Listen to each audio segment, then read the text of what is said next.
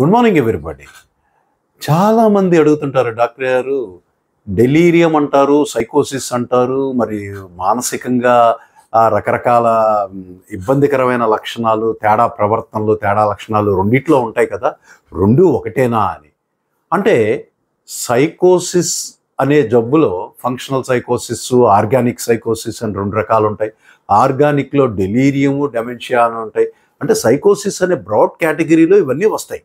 కానీ మీరు అడిగే సైకోసిస్ అంటే మామూలుగా ఫంక్షనల్ సైకోసిస్, స్కిజోఫ్రీనియా అనేది ఒక ఉన్మాదకరమైన జబ్బు అయితే, దానికి పెద్ద కారణాలు అన్వేషించలేనివి అయితే, ఎందుకంటే మెదడులో కెమికల్ ఇంబ్యాలెన్స్ కాబట్టి అంత ఈజీగా ఫైండ్ అవుట్ చేయడం కుదరదు.